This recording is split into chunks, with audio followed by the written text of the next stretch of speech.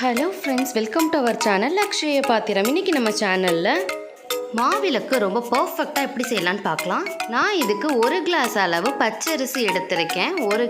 இது 2 ஹவர்ஸ் நல்லா ஊற வச்சுக்கலாம். 2 மணி நேரம் ஊறினதுக்கு அப்புறம் ஒரு க்ளீன் காட்டன் கிளாத்தில் தண்ணியெல்லாம் வடிச்சிட்டு அந்த அரிசியை நம்ம 1 ஹவர் காய விடலாம். இந்த மாதிரி கையால் நல்லா பரப்பி விட்டுருங்க. அப்போ தான் ஈஸியாக சீக்கிரமாக காஞ்சிடும். வேணும்னா ஃபேனுக்கு அடியில் கூட வச்சு நீங்கள் ஈஸியாக காய விட்டுடலாம். 1 ஹவருக்கு அப்புறம் பார்த்தீங்கன்னா அரிசி இந்த மாதிரி காஞ்சு லைட்டாக அதில் ஈரத்தன்மை இருக்கும். இதுதான் கரெக்டான ஸ்டேஜ். இப்படி தொட்டு பார்த்தீங்கன்னா கையில் அரிசி ஒட்டும். இப்போ இதை மிக்சர் ஜாரில் ஆட் பண்ணிவிட்டு ஃபுல்லாக சலிச்சு எடுத்துக்கலாம். கப்பியே இல்லாமல் மாவை நல்லா நைஸாக சலிச்சு எடுத்துக்கோங்க. கடைசியாக இருக்கிற மாவில் 3 ஏலக்காய் ஆட் பண்ணி அதையும் நல்லா மாவு மாதிரி ஆக்கி லைட்டாக நம்ம சலிச்சுக்கலாம். இது மாதிரி ஆட் பண்ணும்போது உங்களுக்கு வாசனையாகவும் இருக்கும், வாயிலையும் அம்பிடாது. ஏலக்காய் நல்லாயிருக்கும் டேஸ்ட்டாக. மாவு ரெடி ஆகிடுச்சு. இப்போ வெல்லத்தை நம்ம கேரட் சீவுறதால வச்சு சீவி எடுத்துக்கலாம். இந்த மாதிரி செத்தும்போது நமக்கு நல்ல நைஸாகவும் கிடைக்கும், ஈஸியாகவும் சீக்கிரமாக கரைஞ்சிரும்.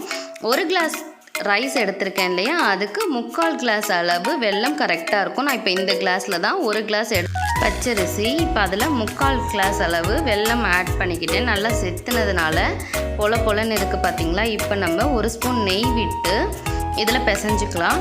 தண்ணி எதுவும் ஆட் பண்ண தேவையில்லை. நம்ம அழுத்தம் கொடுத்து பிசையும் போதே கையில் இருக்கிற சூட்டுனால வெல்லம் உருகி நமக்கு மாவோடு நல்லா மிக்ஸ் ஆகி இலக்கம் கொடுத்து வரும். உங்களுக்கு பார்த்தாலே தெரியும். ஒரு 10 to 15 மினிட்ஸ் நீங்கள் பிசைஞ்சிட்டே இருக்கும்போது பார்த்தீங்கன்னா வெல்லம் நல்லா உருகி இலகி வந்துருச்சு பார்த்தீங்களா.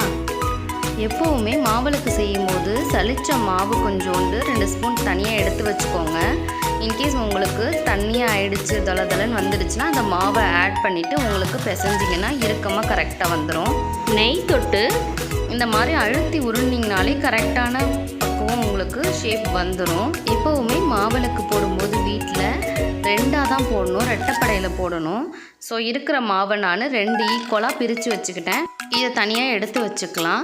இப்போ எந்த பாத்திரத்தில் நீங்கள் மாவிளக்கு போடுறீங்களோ அதை நல்லா வாஷ் பண்ணிவிட்டு மஞ்சள் குங்குமம் வச்சுட்டு அதில் நீங்கள் எடுத்து வச்சுருக்கிற மாவிளக்கு எடுத்து வச்சு நடுவில் லைட்டாக இப்படி ப்ரெஸ் பண்ணிங்கன்னா ஒரு குழி மாதிரி வரும். ரொம்ப அழுத்திடாதீங்க. கரெக்டாக 1 ஸ்பூன் அளவு நெய் விடுற அளவுக்கு நீங்கள் அந்த குழியை ஏற்படுத்திக்கோங்க. அப்புறம் மாவிளக்குக்கு மஞ்சள் குங்குமம் வச்சாலும் வைக்கலாம். நான் குங்குமம் மட்டும் வைக்கிறேன். 3 இல்லது 5 அந்த மாதிரி ஒத்தப்படையில் வச்சுட்டு திரி போட்டு நீங்கள் நெய் விட்டு மாவிளக்கு ஏற்றலாம். இப்போ இந்த மாவிளக்கை கடவுளை நினச்சி இதுக்கு பூ, மஞ்சள், குங்குமம், நெய்வேத்தியம் எல்லாம் வச்சுட்டு நம்ம விளக்கு ஏற்றலாம். தீபம் கிழக்கு பார்த்த மாதிரி வச்சு ஏற்றுங்க.